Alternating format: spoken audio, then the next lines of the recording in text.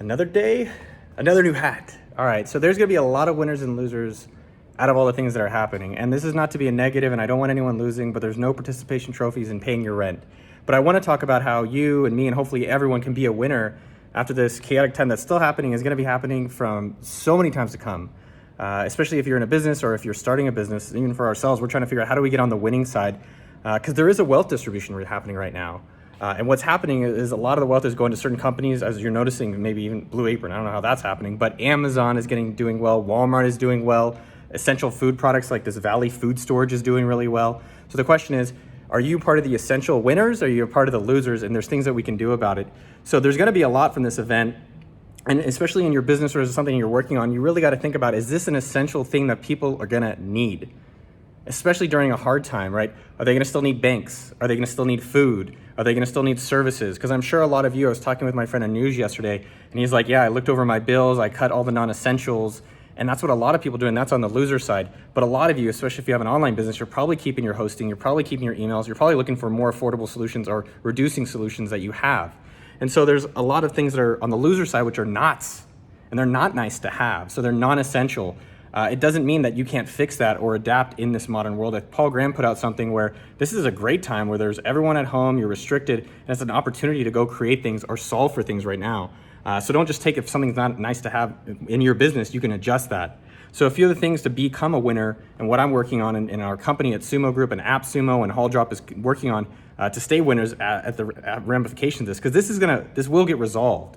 In 10, 20 years, we're gonna look back and be like, wow, that was such a wild and crazy journey. I'm glad we got to experience it. It's unfortunate, but it's interesting that we get to experience it in our lifetime.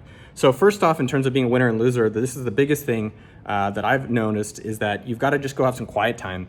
I'm on some of these text groups, I'm on these threads, I'm on Twitter and some of this shit, and it's just, every day is a roller coaster. And so yesterday I went for a bike ride. I had 30 minutes just quiet for myself.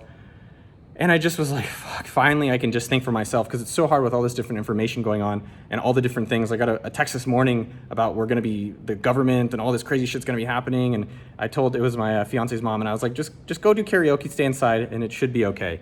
So get some quiet time for yourself, and then write out for your different opinions, just for your own opinions, and stop worrying about everybody else's. And so writing it down, I wrote down what we need to do at our company for AppSumo. I wrote down with my investment thesis of things that I'm thinking about there, and just take that for yourself, and that'll be helpful, really helpful in becoming a winner in this situation. Next up is focusing up on the big wins. Focus on the big wins. So, I'm really worried about the stock market. I've lost maybe on paper $300,000, and each day it's like 50,000 goes down or 70,000 goes down or it goes up a little bit.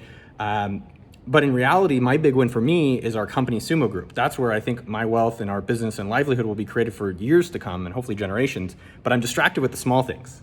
And so I think for you in your life, think about what's really the most important stuff to be working on. Is it in your company? Is it as part of your employer? Is it your family? Think about the big stuff, and the small stuff, try to reduce it or figure out a plan of, this is my plan for these things so I'm not gonna be distracted by it, because it's easy to get distracted by the pennies from the dollars. And that's something I noticed, so I'm coming back to it and trying to remind myself, you, and the rest of our team. Next up, wealth distribution is happening. I mentioned that in the beginning of this episode. And so wealth distribution is that the money is just being moved around, right? Blue Apron should be out of business, but somehow people are thinking a lot of the food is gonna be delivered, then they'll cancel subscriptions and Blue Apron will come back down in a few months. But the point is, wealth is getting moved around, and so this is an opportunity, and I feel bad, I don't want to say take advantage, but I want you to realize that in 6 months or 6 years, the world will change, but we're gonna most likely be alive, unless an asteroid happens. And so I want you to not put your head in the sand and get no information and do nothing. I want you to think about how you can look back on this time and said, the wealth distribution is happening, how can I be a part of it? Can I go drive for Uber? Can I create a new delivery service? Can I go help local stores move online? Like El Arroyo locally now said, we're gonna take some of our drinks and deliver them within 5 miles, which I love the creativity that's happening. And a lot of the opportunity is in the chaos. That's how a lot of it is right now. So wealth distribution is happening. It doesn't mean to not take advantage of others, but it means that it's a chance for you to go do something. And especially with all the craziness, this is a lot of limitations. Maybe your money is down, maybe customers are going. So now is a great chance for you to try some things that you haven't tried before. I bet if you wrote down 5 business ideas for yourself and you did them today, you'd be surprised. I know that's something I talked about with my buddy Adam.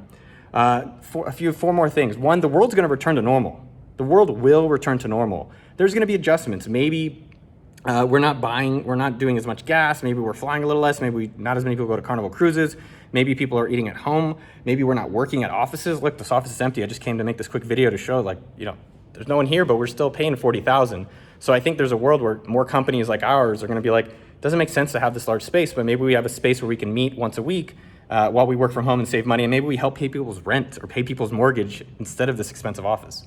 So the world will return to a new normal. So realize that. And I think that's something that took me a little bit of time, that eventually there'll be a new normal, and think about where you want to be in that new world.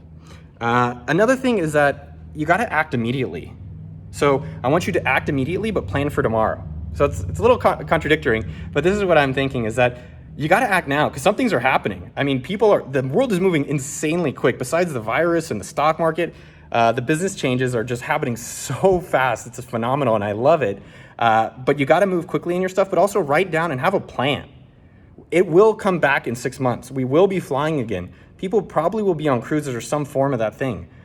People will probably be stockpiling more food. So you got to do some things right now because this is a very unique time. But realize, in the long run, we're going to probably keep living. We'll probably keep having housing. We'll probably have the stock market go up. So, but use your own brain, act now on some things. Some things that I'm thinking about is, like, I think index funds are changing. I know that's popular for a lot of people worldwide. But now I think they're blended with a lot of companies, which is okay. So maybe you need to be a little bit more strategic yourself in your own decision making.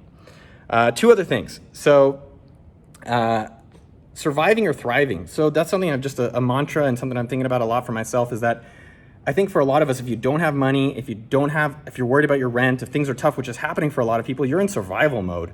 And I noticed, like, each day, I probably yo-yo back and forth between those two, but you really need to be in thrive mode. So if you're home and you don't have a job, or maybe your employer's off, can you get your employer online? Can you go deliver for Amazon? Can you go create a new business line? Can you go do something new? How do you get back to the thrive mode? Sorry, my arms are tired. Jeez, I need to do more workouts. So really think about that mindset. Is like, I know I'm just trying to survive, but just think, how do I actually thrive during this period? How do I come out stronger? Because we will come out from this, and there will be winners and losers, and I want you to be on the winning side. And lastly is action and trigger. So action and trigger, and this is something that we've done in our company, is that we have plans. So if our revenue or our numbers start going down dramatically, we have different actions that we've planned out, and then we have a trigger. So if this is happening, we're gonna do this action. So you need to really think about in your business, maybe in your investments. I know something that I've talked about with Stepdad is if my gains of my overall portfolio eventually hit a certain percentage, I'm just gonna dump. And that's like my worst case doomsday scenario, but I have an action and a trigger. And I think the more that we remove some of the emotion and we do some planning, acting now, and then we plan for the later, when those things happen, it's a lot more calm and rational, versus I think a lot now it's all of us looking around for different answers. And so think about, what are the things you know for certain, and deal with those. A lot of the uncertainties is really hard to really predict. So you got to do your best with what you already know and protect yourself. So there will be a lot of winners and losers in this. And I'm doing my best to hopefully share with you things that you can go do for yourself, and things we're doing in our company, and things I'm doing myself. I love you, dogs. Go get it.